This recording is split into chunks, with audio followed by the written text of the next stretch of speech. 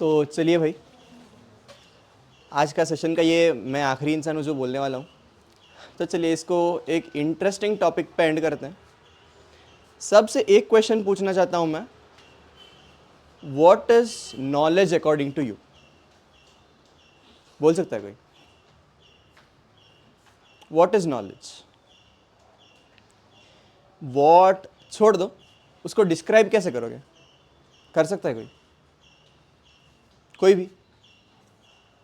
प्रथम। It is a thing that has been passed on to us from generations and which okay we will be passing on to others. Okay, Ojas? No, Joseph? Knowledge in the most simplest form, I can say, is something that you know, okay, something that you are aware of. Saish? something that you learn and something that you can never use. Okay, yes, this is a very good point. इसी पे based एक संस्कृत का सुभाषित है, उस पे मैं बाद में आऊँगा, उसके रिलेटेड श्लोका पे। चलो पहले वो सुन लेते हैं। तो इट डिस्क्राइब्स नॉलेज एज न चोराहार्यम न च राजहार्यम न भ्रातृभाज्यम न च भारकारी व्ययी कृते वर्धते एव नित्यम विद्याधनम सर्वधन प्रदानम।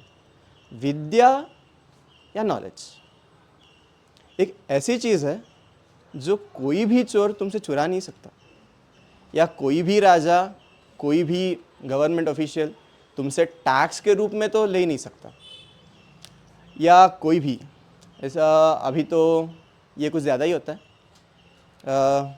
क्या बोलूँ मैं, एस्टेट डिवीज़न भाइयों के बीच में, वैसा भी नहीं हो सकता। तो if you want to earn something in your life, earn knowledge, not materialistic needs like money, या मैं ज़्यादा से ज़्यादा बड़े बड़े एस्टेट खरीद लिए, बड़ी बड़ी गाड़ियाँ खरीद ली, of no use. After all तुम मतलब इस मटेरियलिस्टिक वर्ल्ड को छोड़ने के बाद you will be determined by you will be recognized or determined by whatever you had learned and whatever you knew and whatever you did for others, not by whatever you had. तो इसके related एक भगवद गीता में श्लोक है। तो भगवान बोलते हैं कि इसको अर्जन कैसे करें। अभी देखो सबको चाहिए ये, अभी देखो ये मैं बोला, अभी तुम इतने लोग हो, यही मैं अगर 1000 लोगों के सामने बोलता तो उनको लगता कि हाँ भाई हमें तो ये सब छोड़ के इसी में मतलब इसी पे ज़्यादा फोकस करना चाहिए। तो उसके लिए भी भगवान बोलते हैं कि देखो ये हर किसी को तो नहीं मिलेगा, उनमें से सब लोगों में 4 तरह के लोग ऐसे होंगे जो कि इसको पाने का ट्राई करेंगे। तो चलिए उसको भी एक श्लोका है, बोल देता हूँ मैं। इट सेज चतुर्विधा भजन्ते माम जनाः सुकृतिनोर्जुन आर्था जिज्ञासुः अर्थार्थी ज्ञानी च भरतर्षभ। तो भगवान बोलते हैं कि देखो अगर तुम्हें वो वाला ज्ञान पाना है तो तुम्हें ऑफकोर्स ये सब मटेरियलिस्टिक नीड को छोड़ के थोड़ा बहुत तुम्हें डाइवर्ट होकर स्पिरिचुअलिटी की ओर जाना ही पड़ेगा, तब जाके तुम वो रियल नॉलेज, रियल ज्ञान प्राप्त कर पाओगे। और उसके लिए तुम्हें ऑफकोर्स मेरे ही शरण में आना पड़ेगा। और मेरे शरण में कौन लोग आते हैं? 4 लोग, 4 तरह के लोग। आर्था यानी कि जो दुखी है, कुछ भी हो जाए उसके जीवन में, अरे यार बैठ के रो रहा है बस। तो दूसरा है जिज्ञासु, यानी कि जिसको काफ़ी इंटरेस्ट है, बस उसको क्या हो रहा है क्या नहीं उससे मतलब नहीं, बस इंटरेस्ट है, उसको सब कुछ जानना है। And third person is artharthi. Artha in Sanskrit means to be more specific wealth. अर्थार्थी जिसको काफ़ी सारा धन चाहिए, काफ़ी सारा दौलत चाहिए। एंड लास्ट इज ज्ञानी। ज्ञानी यानी कि जिसको हाँ सच में ये प्राप्त करना है। तो ऐसे 4 तरह के लोग होते हैं, इनमें से भी हर किसी को नहीं मिलेगा ये। तो ये किसको मिलेगा?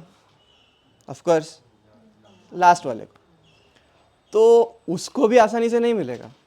उसके लिए भी भगवान बोलते हैं कि देखो नहीं ज्ञानेन सदृशम पवित्रमिह विद्यते तत्स्वयं योग संसिद्धः कालेन आत्मनि विन्दति। यह हर किसी को नहीं मिलेगा, ये सिर्फ उसी को मिलेगा जो इसके लिए प्रैक्टिस करेगा हर वक्त हर समय। यानी कि तुम्हें सब कुछ छोड़ के एक फोकस करके तुम्हें उस पर फोकस रहना चाहिए कि हाँ भाई मुझे यही पाथ पे जाना है, यही मार्ग पे जाना है, मुझे एट लास्ट स्पिरिचुअलिटी अटेन करना है। तो यस, और ये मिलेगा कैसे? Of course by the ultimate source of knowledge, जिस व्हाट आई कैन से, जिस वे से आज तक हर एक ज्ञानी इंसान ने ज्ञान प्राप्त किया है, दैट इज, कोई बोल सकता है, meditation. The most powerful way of attaining any knowledge, meditate. तो यस, यही बोलना था मुझे। I would like to end with one quote which I like the most, जो कि इसके काफ़ी ही मतलब थोड़ा बहुत रिलेटिंग है, पर हाँ ठीक है। इट सेज कि हाँ, practice like you never won and perform like you never lost. Thank you.